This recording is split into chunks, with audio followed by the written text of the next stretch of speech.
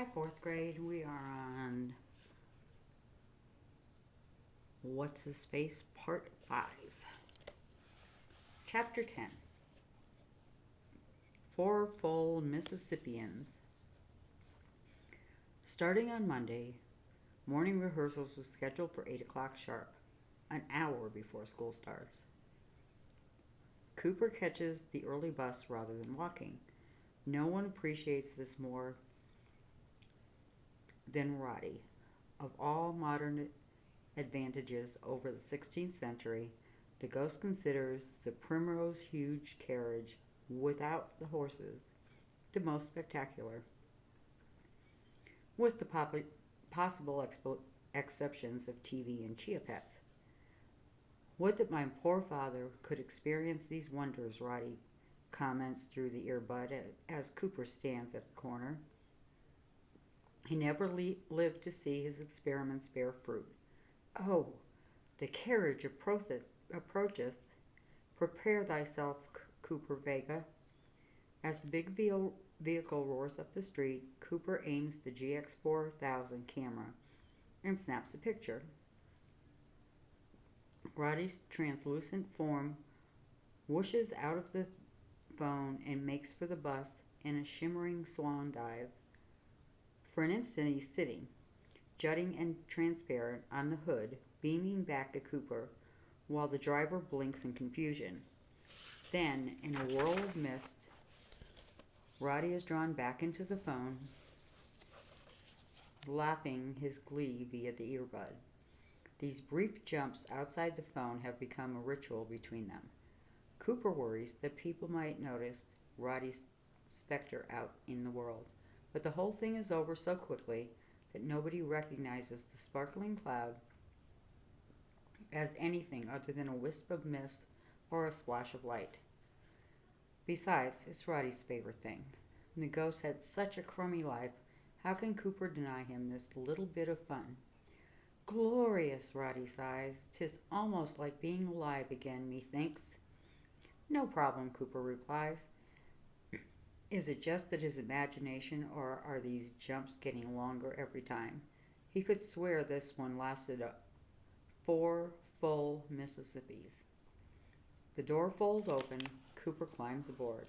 The first face he sees belongs to Aiden, obnoxious Brock's obnoxious sidekick. He's draped over one of the rear seats, surrounded by a few of his buddies from the soccer team. Hey, check out Whatshisface, he tells his friends. Roddy's voice is full of urgency. Thou must not allow thyself to be addressed thus. It prevents thee from becoming cool. What am I supposed to do about it? Cooper whispers behind his hand. Speak these words, Roddy ordered. Whatshisface.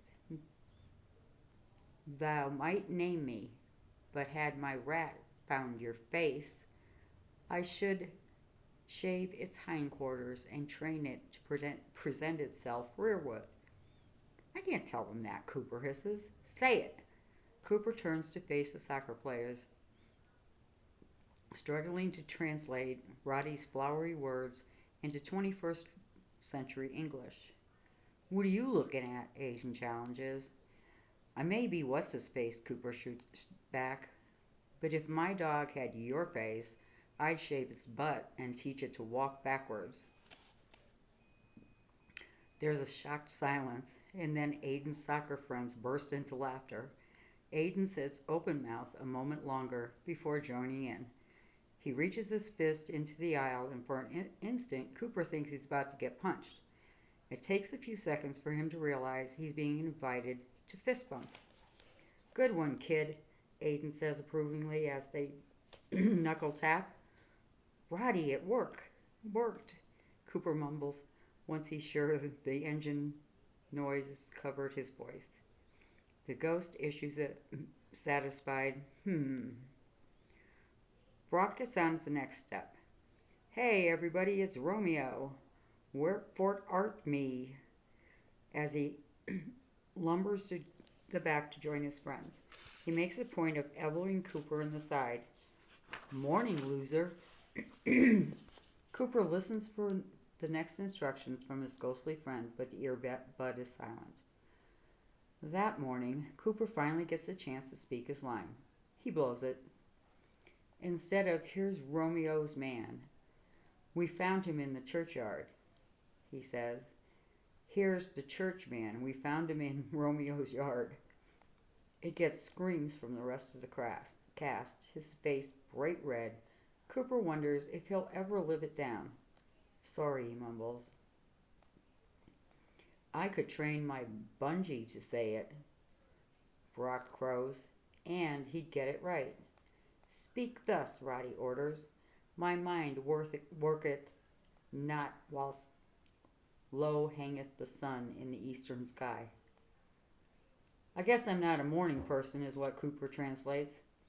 It gets a smattering of applause and a lot of sympathetic nods from the rest of the 7th grade.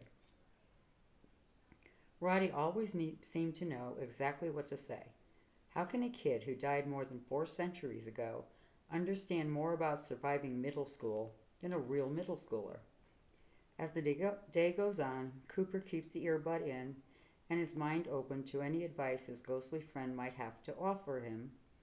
Things go smoothly until science class, when, by sheer luck, his lab partner of the day turns out to be Jolie.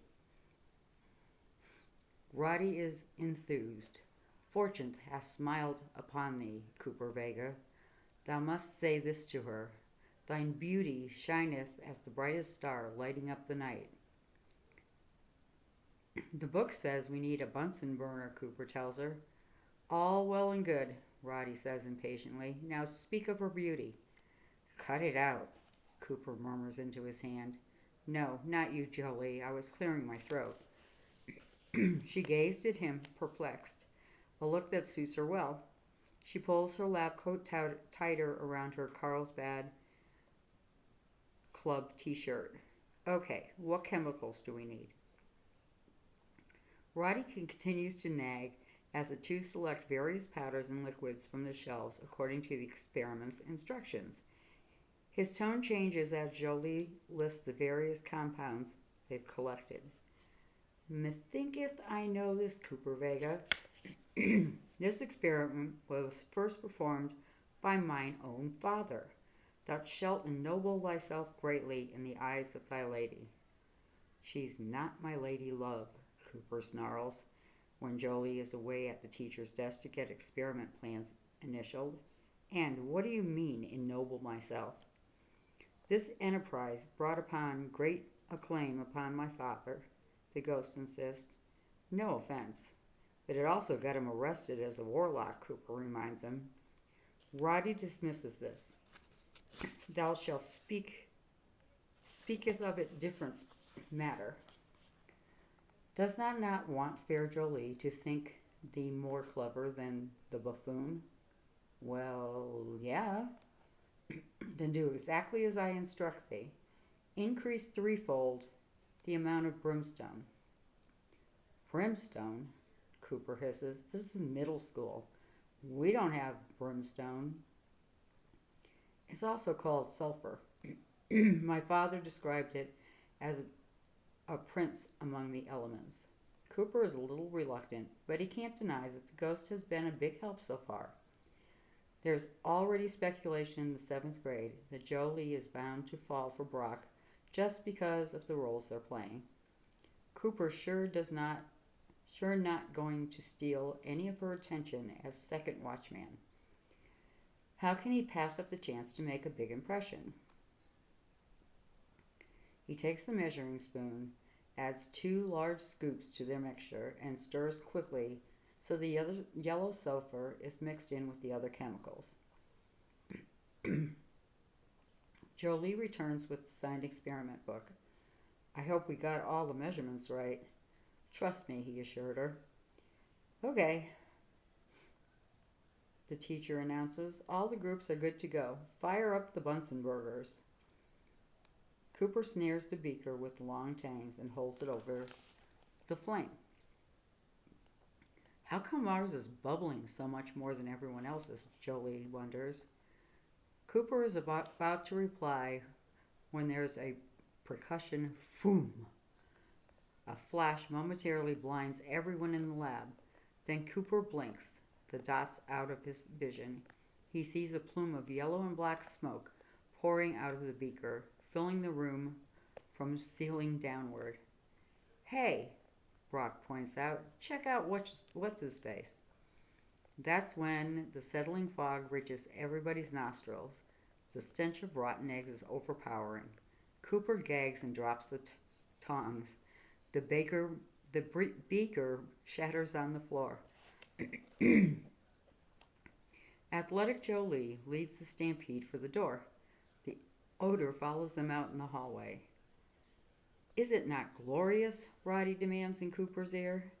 In answer, Cooper edges his phone out of his pocket, giving the ghost a first-hand view of students, doubled over and gasping as smoke pours out of the lab.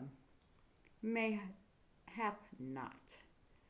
Then the teacher shuts the door, hoping to trap most of the smell inside. It looks like someone went a little heavy on the sulfur. What's-his-face made a stink bomb, Brock crows. The first thing Cooper sees through his streaming eyes is Jolie glaring at him. Chapter 11. Go big or go home. If there's anything stranger than the voice of a ghost in your ear, it's having that ghost drone on and on, apologizing to you. Oh, Cooper Vega, I did not blame thee. Shalt thou hate me? I don't hate you, Cooper sighs. I hate myself, because I was stupid enough to listen to you. 'Tis possible I was mistook. Perchance my father said less brimstone, not more. What was your first clue? Cooper snarls. The fact that the whole school is going to reek of rotten eggs for the next month and everyone's blaming me? Perhaps that's a good thing, Roddy suggests. No longer shalt thou be called Whatshisface. Now thou shalt be called he who has stunk out the school. You're hilarious, Roddy. I can't get haunted by a normal ghost. Mine has to be a 16th century comedian. I seek only to cheer thee, Roddy tells him. Yeah, well, cheer somebody else next time, Cooper says. And stop apologizing, too. I've got to get to math class, and I can't concentrate with you in my head whining about how you're not worthy. The ghost apologizes all through math and social studies. At after-school rehearsal, Roddy rattles off excuses about the difficulty of recalling exactly how much brimstone went into the experiment that happened more than 400 years in the past. They're working on Act 1, Scene 5, where Romeo and Juliet share their first kiss. So Jolie and Brock spend the entire hour with their faces half an inch apart. To Cooper's relief, they never actually do kiss. But Jolie is 100% in character. Either that, or she's really developing a crush on Brock. For Cooper, that would be unthinkable. As for Brock, he performs the entire scene with a cake-eating grin on his face and is consistently looking around to make sure the entire 7th grade is watching. He burst out with, "Wherefore that art me," or "Is it East and Juliet is the babe," whenever he senses not enough people are paying attention. I cannot live with this, is Roddy's comment. Good thing you died in 1596, Cooper murmurs back. After rehearsal, Cooper comes upon Jolie taking off her sneakers and lacing up her rollerblades for the trip home. His phone is out, so Roddy spots her too. Cooper Vega, this is thine opportunity to plead for her forgiveness. Because it worked so well for your dad? I implore thee, go to her and express thy remorse with a pure heart before she becomes the consort of that buffoon. Cooper has had more than enough of apologies for one day. But the consort of that buffoon comment really hits home. He calls to Jolie. Sorry about before. Science class? The Big Bang? Jolie cocks an eyebrow. What's in a name? that we all call a stink bomb by any other name would smell like what Cooper and I set off in the lab. It's a riff on one of Jolie's lines. That which we call a rose by any other name would smell as sweet. A good sign, he decided. If she's making jokes about it, she probably isn't so mad anymore. Well, I guess went a little heavy on the brimstone, he admits. I mean sulfur. In his ear, the ghost is frantic. Thou art not sorry enough. Throw thyself at her feet. The wheels on her slippers carry her away forever. Confess that thy love is so great that thou hast lost all reason, and thy only thought was to impress her with the mastery of science. Jolie stands up on her rollerblades. Anyways, see you tomorrow. Wait, Cooper blurts out. I'm sorry. You said that. No big deal. Excuse me. I mean, totally sorry. I was trying to impress you with how great I was at science. Only I wasn't as great at science as I thought I was. I feel bad that you had to suffer for my mistakes. She meets his eye with a gaze. Wow, that's really honest. Bravo, Cooper Vega, Roddy cheers in his ear. The kids in the town, Jolie goes on, they're nice and all that, and I have a lot of friends. But I can't shake the feeling that nobody says what they mean. And that's what I like about the play. Romeo and Juliet doesn't care what other people think. They're just honest with each other. Tell her that she hath placed her delectic finger upon the truth, Roddy urges. I agree, said Cooper. I know people around here think I'm weird because I rock climb and bungee and parkour, she admits, but that's being honest too. Honest with myself. I love the thrill I get from extreme sports, the excitement, the fact that there's danger. I get kind of a rush out of that too. Excellent, Roddy chimes. Now thou must say that thou loveth these things as much as she does. Cooper hesitates. This whole conversation started with her admiring his honesty. Why would he follow that up with lying to her? Of course, he doesn't loveth these things as much as she does. He hateth these things, and all things where a guy could breaketh his neck. Say it, Roddy orders. Say that thou shalt be by her side in all these amusements, or as surely as night follows day, the buffoon shall be there in her place. Beginning to sweat, Cooper forces out, Me too. She seems surprised. Really? I had you pegged as kind of the cautious type. Not me, Cooper assures her. Go big or go home. That's my motto. Great, she explains. What are you doing on Sunday? Thou shalt follow her about as an adoring mongrel, whispering her beauty and hungry for her every glance, Roddy prouds. I think I'm free that day. Cooper translates. My family is going to Adventureland, but my brother's is too little for any of the good rides. I have to go on all the roller coasters by myself. No longer shall thee suffer so, the ghost proclaims. Cooper gulps. I'll go with you. Awesome. See you Saturday, and she zooms off, taking long, confident strides on her rollerblades. Most excellent, Cooper Vega, Roddy declares. Pray, what is a roller coaster? Cooper rolls his eyes. Leave it to Roddy to sign him up for something with that stupid ghost. Doesn't even know what it is. It's kind of a carriage. Like a school bus, Roddy asks hopefully. Smaller and open. It takes you up and down these giant hills faster and faster until you don't know where your stomach is anymore. The ghost is amazed. And thou enjoyest it? I wouldn't know, Cooper snaps, because I've spent the last 12 years avoiding roller coasters. Thanks a lot. To thine own self be true, Cooper Vager. Why didn't you tell her no?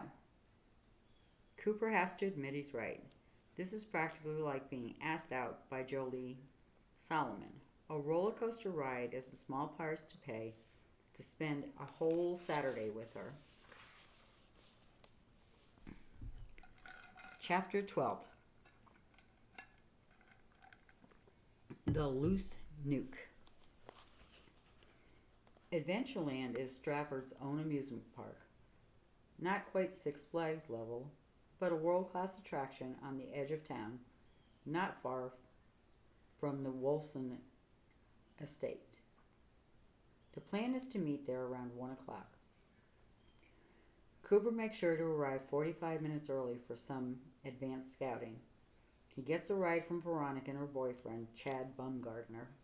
Scanning the skyline of towering roller coaster tracks, Cooper can feel his early lunch climbing up his digestive tract. Well, have a good time, Veronica says. Stick to the merry-go-round, kid, is Chad's advice. They don't call the big coaster the Loose Nuke for nothing. Cooper isn't quite sure which of the three roller coasters is the Loose Nuke. The highest one with the near vertical drop, or the Loop-the-Loop, where half the ride is upside down. Or maybe Chad means the one where you're standing up, strapped in like you've been chained to the wall of some medieval torture chamber. Roddy's first view of Adventureland is more positive. Never hath these eyes beheld such revelry and joy. Surely not even the royal tournaments could match the splendor. There isn't any jousting here either, so don't bother asking, Cooper tells him. The closest thing is where you throw a baseball at milk bottles to win a giant stuffed banana. Cooper snaps a few pictures, not for the photos, but to allow Roddy a little exploration of their surroundings. In the bright sunshine, no one notices the shimmering ghost form soaring above the crowds, checking out the various rides and games of chance. Cooper counts. 1 Mississippi, 2 Mississippi. The jumps are definitely getting longer. Roddy's up to 8 and 9 Mississippis, giving him enough time to insert himself into a Ferris wheel seat or pass right through the giant hammer at the Test Your Strength booth. By the time Roddy is sucked back into the GX 4000, the man involved in a heated argument with the booth operator demands a free do-over because the glare got in my eyes. Cooper is curious. Do you choose how long to stay outside the phone, or do you just get pulled back in again? I know it's an urgent tugging at my body that I cannot resist. How strange, as I have no body. Cooper feels a pang of sympathy. It's easy to forget that Roddy is a prisoner in the GX 4000, an exile from the distant past and the most tragic of all, long dead. Still, for a dead guy, Roddy has a lot of fun that day. He floats through gigantic tufts of cotton candy and vats of lemonade until he can almost remember what taste tastes like. He hitchhikes on a bumper car, which are particularly good at jousting. He hovers in the middle of a tilt-a-whirl, peering into the rider's face and trying to experience their excitement. He objects to the thousands of stuffed animals on display as prizes, but once Cooper explains that they aren't made from the carcasses of real dogs, cats, and bears, he's okay with it. In fact, Roddy becomes obsessed with ring-toss tic-tac-toe, a contest of great intricacy and skill. He refuses to stop nagging until Cooper has spent 2/3 of his money winning a giant plush unicorn, bright pink. There, I won it for you. Are you happy now, Cooper says in expiration. It is truly exquisite beast, worthy of a duke. At least the dude has some place to put it, Cooper points out. You live in a phone. At that moment, the GX 4000 pings from an incoming text. Meet me at Loose Nuke, Jolie.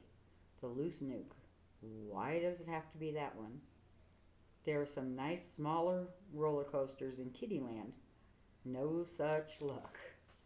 The sign is in front of the Loose Nuke boasts that the main drop is as high as a 25-story apartment building.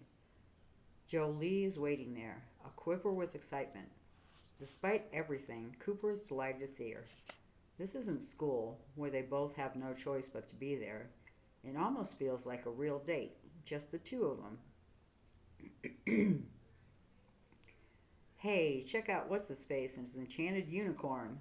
An obnoxious voice booms over the carnival music. Brock appears out of the midway crowd, holding a hot dog in one titanic bite. Pink is definitely your color, kid, he adds, mouthful. Hi, Brock, Jolie greets him far too brightly. I didn't know you were going to be here, Cooper said, none too pleased. Veronica told me where to find you, Brock explained. Jolie, I just went to the biggest, baddest roller coaster in the place because she's a total beast. Jolie glows. Cooper winces. How come this jerk can remember Veronica's name, but I'm still what's-his-face? The worst part is Jolie invites Brock to go with them on the ride.